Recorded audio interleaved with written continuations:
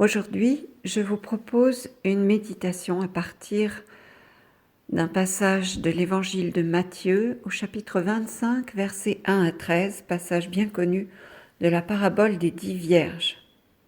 Alors, il en sera du royaume des cieux comme de 10 vierges qui s'en allèrent, munies de leurs lampes, à la rencontre de l'époux. Or 5 d'entre elles étaient sottes et 5 étaient sensées. Les sottes, en effet, prirent leurs lampes, mais sans se munir d'huile, tandis que les sensées, en même temps que les lampes, prirent de l'huile dans les fioles. Comme l'époux se faisait attendre, elles s'assoupirent toutes et s'endormirent. Mais à minuit, un cri retentit. « Voici l'époux, sortez à sa rencontre !» Alors, toutes ces vierges se réveillèrent et apprêtèrent leurs lampes. Et les sottes de dire aux sensés, « Donnez-nous de votre huile, car nos lampes s'éteignent. » Mais celles-ci leur répondirent, « Il n'y en aurait sans doute pas assez pour nous et pour vous. Allez plutôt chez les marchands et achetez-en pour vous. » Elles étaient parties en acheter quand arriva l'époux. Celles qui étaient prêtes entrèrent avec lui dans la salle des noces, et la porte se referma. Finalement, les autres vierges arrivèrent aussi et dirent « Seigneur, Seigneur, ouvre-nous !» Mais il répondit « En vérité, je vous le dis, je ne vous connais pas. Veillez donc, car vous ne savez ni le jour ni l'heure. » Cette parabole bien connue s'enracine dans la tradition de la Palestine de l'époque de Jésus. Car les jeunes filles, pas encore mariées donc vierges, traditionnellement vont chercher l'époux pour le conduire vers sa fiancée. Et le cortège, ensuite, se rend chez l'époux où ont lieu les noces.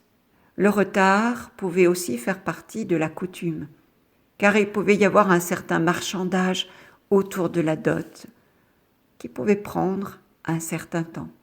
Et n'oublions pas que nous sommes en Orient. Les paraboles, en effet, sont faites pour être comprises des auditeurs de Jésus. Elles s'inscrivent donc dans leur quotidien, de ce qu'ils connaissent, de ce qu'ils ont pu expérimenter. Jésus part ainsi de l'expérience concrète de ses contemporains, de la vie dans ce monde, pour les amener à comprendre comment fonctionne le royaume de Dieu. Ainsi, ce monde est représenté dans la parabole par la nuit où ces 10 vierges, leurs lampes allumées, attendent que la porte s'ouvre sur la salle des noces.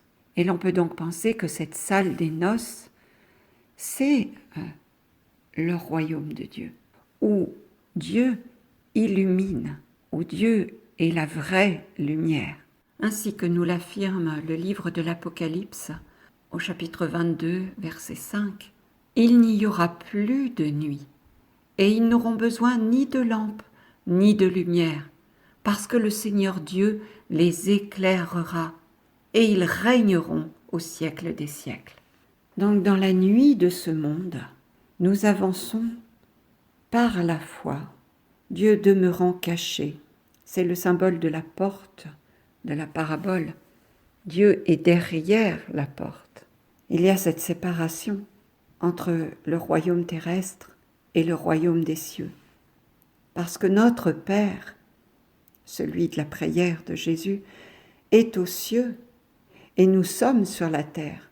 Ces lampes sont celles de la foi qu'il nous faut alimenter, de sorte qu'elles ne s'éteignent pas, jusqu'à la lumière de la résurrection, quand enfin nous le verrons, Dieu, face à face. Dans cette parabole, l'époux, c'est-à-dire Jésus, celui qui doit ouvrir la porte de ce royaume des cieux, tarde à venir. Il se fait attendre. Il y a donc une attente, une veille dans la nuit, parce qu'on ne connaît pas l'heure où l'époux va se présenter. Il fait nuit, et la nuit est un temps fait pour le sommeil, le repos. En tout cas, sur cette terre, la nuit, nous dormons.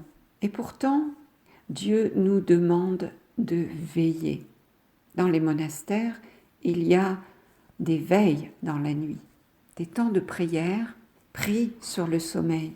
En Matthieu 24, versets 42 à 44, nous lisons « Veillez donc, car vous ne savez pas quel jour va venir votre maître. Tenez-vous prêts, car c'est à l'heure que vous ne pensez pas que le Fils de l'homme va venir. » Mais bien sûr, nous ne pouvons pas passer nos nuits à veiller. Et ce n'est pas ce que Dieu nous demande en même temps. Mais il y a un bon et un mauvais sommeil. C'est en tout cas ce que nous montrent les évangiles. Nous voyons même Jésus endormi profondément dans ce passage de Luc au chapitre 8, verset 23. Ils sont dans la barque et ils veulent passer de l'autre côté du lac. Jésus et ses disciples naviguent. Et tandis qu'ils naviguent, Jésus, épuisé, s'endormit. Et l'on nous dit qu'un tourbillon, une tempête s'éleva sur le lac, la barque se remplissait d'eau. Et les disciples réveillent Jésus, qui menace la mer, le vent, et le calme revient. Ce sommeil-là de Jésus est le sommeil de la confiance, de celui qui s'endort en confiance, sachant que Dieu veille sur lui. Il y a ce verset d'un psaume qui dit « Je dors, mais mon cœur veille ». Le sommeil du repos, indispensable. Et puis il y a le mauvais sommeil, celui par exemple des apôtres à Gethsémani, juste avant l'arrestation de Jésus, alors que Jésus leur demande de veiller 1 heure avec lui, et qu'ils en sont incapables. C'est le sommeil de fuite, ce sommeil qui nous permet d'échapper aux événements, une manière de se retirer de la situation qui nous agresse, qui peut-être nous paraît insurmontable. On peut se réfugier dans le sommeil. Dans ce cas, c'est un mauvais sommeil lourd. Nous voyons dans la parabole que aussi bien les vierges sensées, sages, que les sottes, toutes les 10 s'endorment, finissent par s'endormir. Mais les 5 sensées savent qu'elles ont fait provision d'huile et elles peuvent s'endormir tranquillement, sachant que leur lampe restera allumée, ce qui n'est pas le cas pour les insensés. Toutes, bien sûr, sont persuadées que l'époux va venir, toutes croient qu'il va venir. Donc on peut dire que les 10 ont la foi, mais les insensés sont comme l'homme d'un moment de la parabole du semeur dans Matthieu 13. Celui qui a reçu la semence sur un sol pierreux, nous dit Jésus, c'est celui qui entend la parole et la reçoit aussitôt avec joie. Mais il n'a pas de racine en lui, il est l'homme d'un moment. Et donc quand vient la détresse ou la persécution, à cause de la parole, il trébuche aussitôt. Alors que celui qui a reçu la semence dans la bonne terre, ce sont les vierges sages, c'est celui qui entend la parole et la comprend, porte du fruit à raison de 100 ou 60 ou 30 pour un. Donc on pourrait dire que faire provision d'huile pendant notre vie terrestre, c'est porter du fruit, c'est avoir une foi rayonnante, lumineuse, comme Jésus d'ailleurs nous le demande. Vous êtes la lumière du monde pour éclairer les ténèbres de ce monde. Dieu a besoin d'âmes priantes, ferventes. C'est ce qu'on appelle la ferveur dans la foi. Une foi qui ne s'éteint pas, une foi qui persévère, même dans les moments d'aridité, d'épreuve, de sécheresse. Une foi lumineuse, donc joyeuse. Et si chacune de ces vierges possède une lampe, cela signifie que le salut qui nous est proposé avec la venue de l'époux qui va ouvrir le royaume des cieux, c'est un salut personnel. chacune a sa lampe, parce que notre relation à Dieu est personnelle, et que nous ne pouvons espérer notre salut de la foi d'une autre personne. C'est bien ce que signifie cette réponse des vierges sages aux vierges folles lorsque elles leur demandent de leur donner un peu d'huile. Il n'y en aurait sans doute pas assez pour nous et pour vous. Allez plutôt chez les marchands et achetez-en pour vous. Jésus ne nous encourage certainement pas à manquer de charité. Ce n'est pas ce que ça signifie.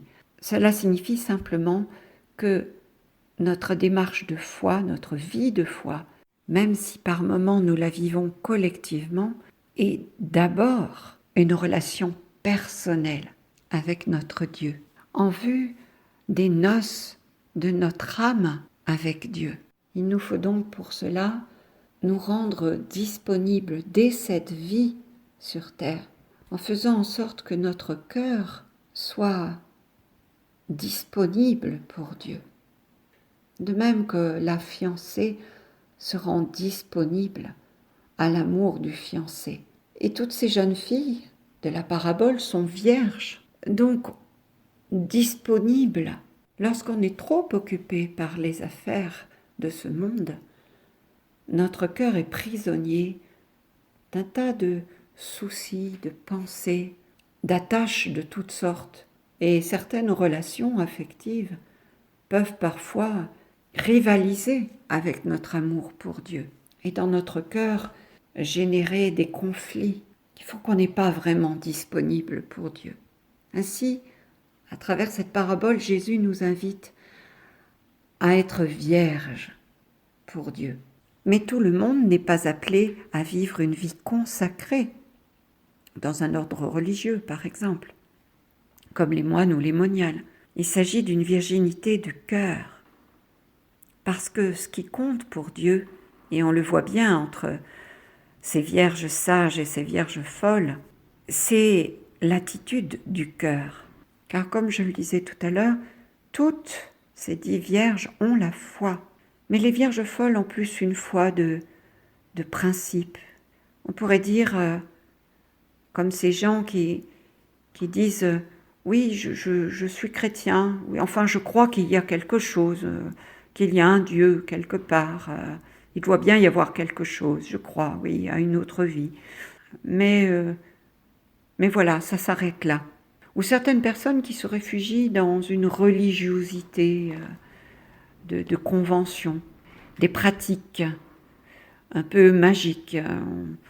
On se dit effectivement Dieu existe et il vaut mieux être du bon côté, donc avoir sa lampe allumée, faire ses dévotions, quelques dévotions, une petite prière dans la journée, ça ne gâche rien.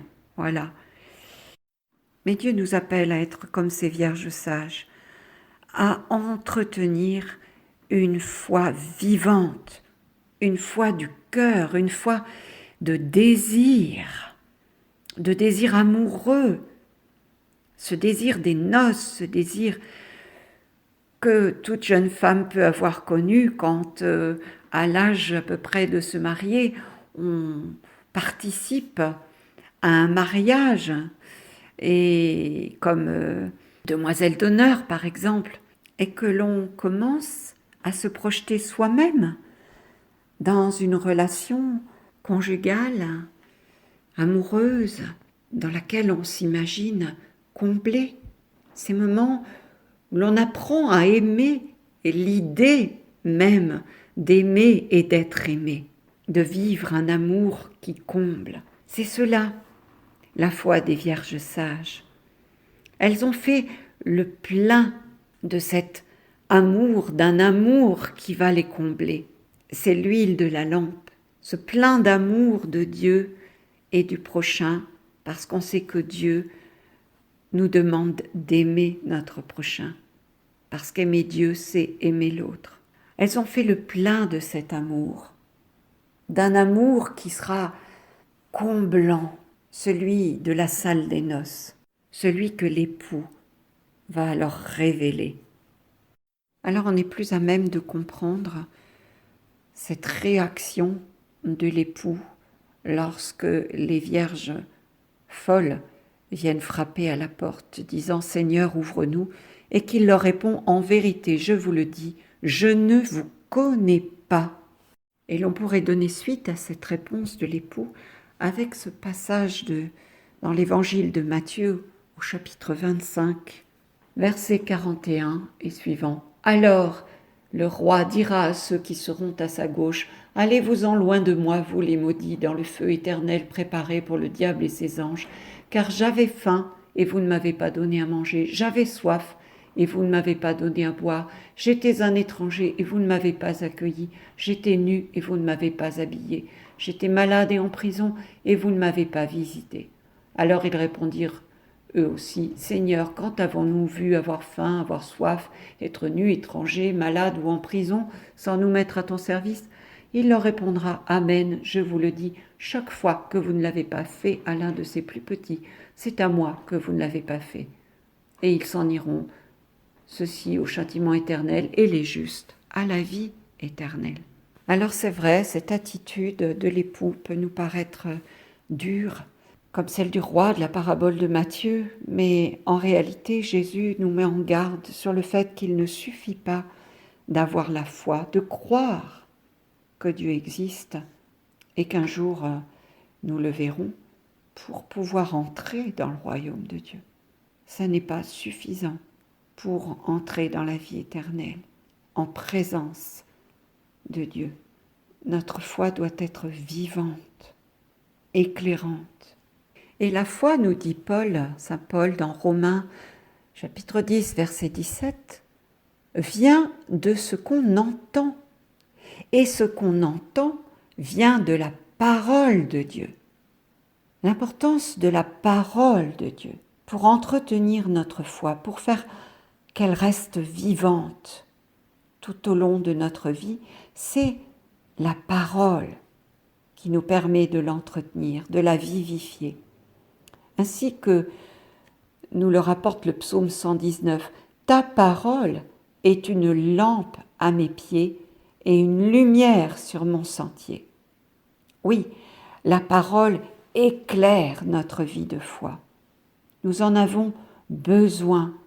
Et l'Esprit Saint est ce qui nous permet de la méditer, non pas simplement de la lire, mais de s'en nourrir, de sorte que nous puissions en retirer tous les bénéfices de cette parole. Il nous faut l'Esprit Saint. Nous devons prier l'Esprit Saint. Il est l'huile qui permet à la lampe de nous éclairer. Cette parole devient lumière lorsque l'Esprit Saint nous éclaire. Lumière pour nos pas, notre vie de foi. L'huile des lampes est ce qui alimente la flamme. Et l'Esprit Saint est cette huile pour notre foi, qui l'alimente. Encore faut-il rechercher cet Esprit Saint, de la même manière que les vierges sages sont allées auparavant chercher l'huile dont elles avaient besoin pour tenir le temps de l'attente. Nous avons besoin de l'Esprit Saint. Et comment le recevoir si cet Esprit Saint? Si ce n'est en allant le chercher à la source, dans la prière, dans une consécration de tout notre être, dont le jeûne fait partie.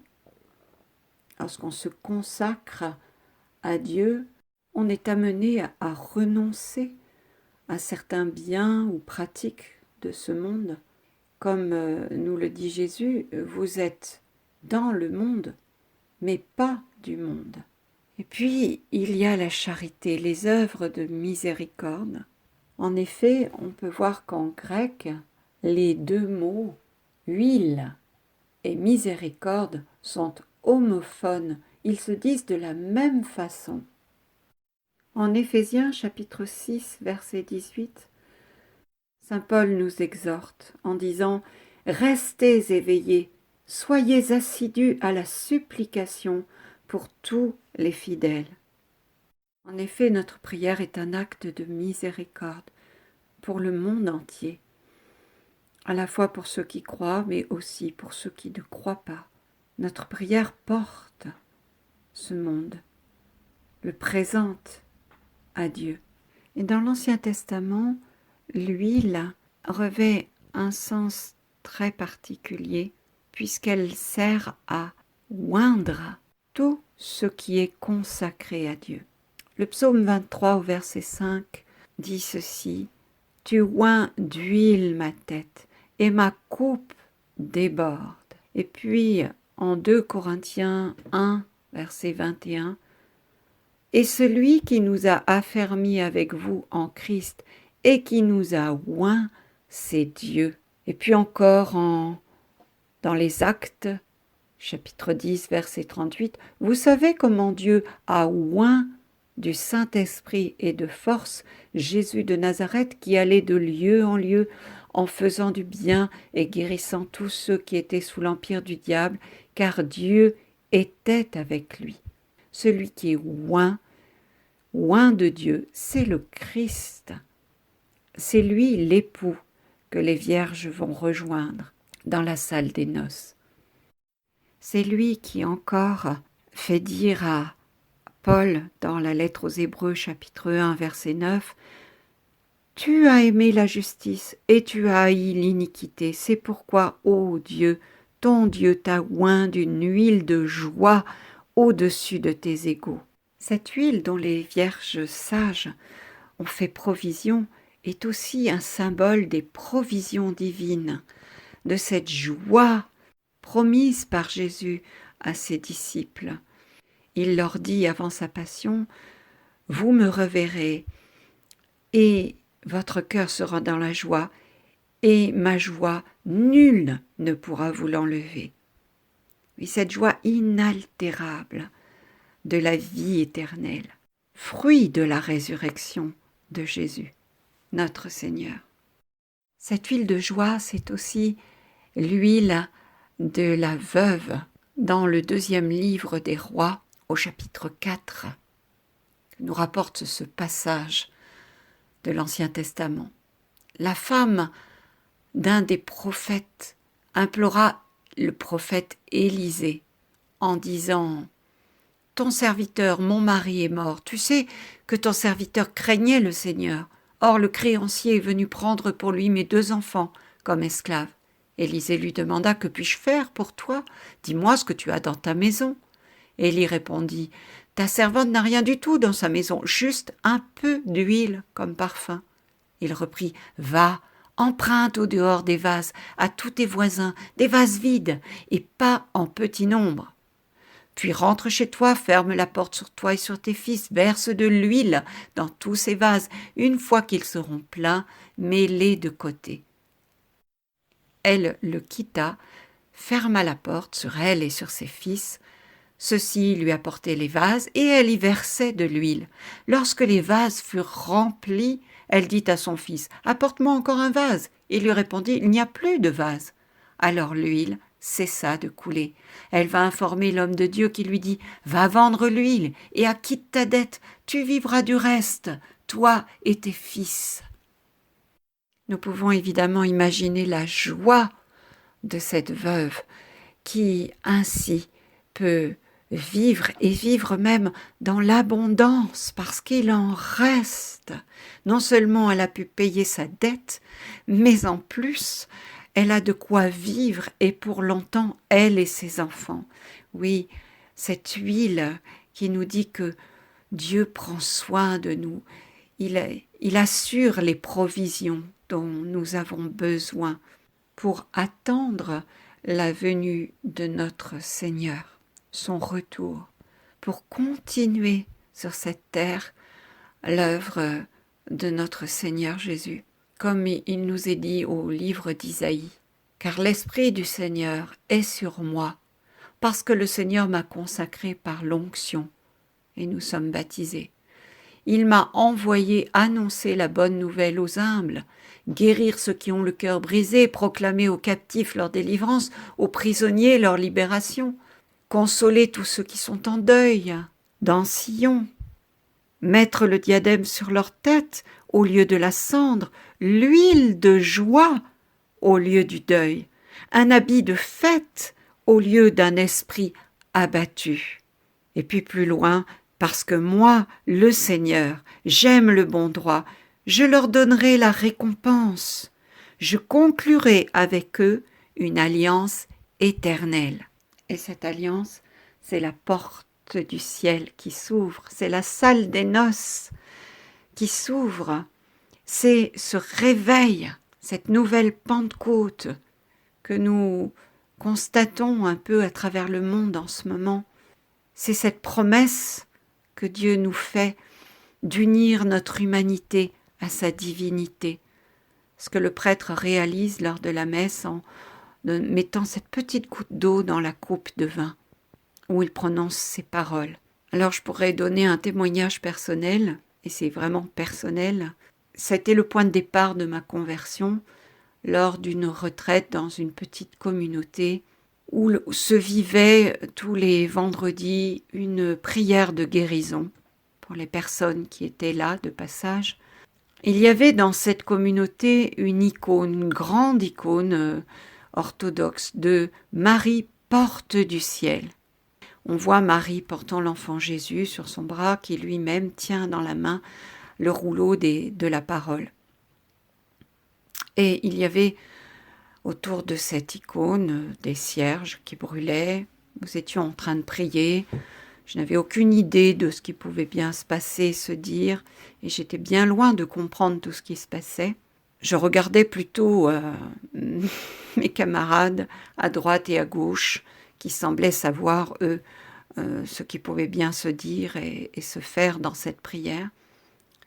Et puis, d'un seul coup, j'ai senti un parfum extraordinaire, un parfum que je dirais divin, parce que il m'a rempli. C'était comme si ce parfum entrait en moi, et moi qui suis sensible aux odeurs, ça n'avait rien d'écœurant. Je sais à quel point parfois les parfums des personnes que je peux croiser dans la rue ou dans un transport en commun peuvent m'écœurer. Ces parfums synthétiques, parfums artificiels. C'est un parfum de fleurs exquis, absolument rafraîchissant, qui m'a rempli. Et innocemment, j'ai dit, mais ça sent bon. Et j'ai pas pu m'empêcher de demander d'où venait ce parfum, mais il y a un parfum. Je me suis exprimée tout haut, et en même temps, fixant l'icône, je vois une petite goutte d'huile apparaître, d'abord sur l'enfant Jésus, et puis sur sa mère, une autre goutte d'huile, et puis cette goutte s'allongeait, et puis une troisième. Personne ne semblait y prêter attention. Et c'est ce parfum qui m'avait alerté, cette odeur, quelque part, m'avait incité à poser le regard sur l'icône. J'ai tapé avec mon coude mon voisin d'à côté pour lui dire « Mais il y a quelque chose sur l'icône, regarde !» Et là, tout le monde s'est exclamé « L'icône sphinte, l'icône sphinte !» C'était un miracle, tout simplement, dont j'ai été témoin. Un miracle qui a aussi été pour moi l'occasion d'une guérison, non seulement physique, parce que j'ai pu constater par la suite, mais surtout le point de départ d'un chemin de foi, qui se révèle être un chemin de joie. Moi qui voyais plutôt les croyants comme des gens tristes, eh bien le Seigneur m'a montré qu'il est venu pour que nous ayons la joie, la vie, et la vie en plénitude. Parce qu'un jour, la porte du ciel s'ouvrira. Merci de m'avoir écouté. Soyez bénis.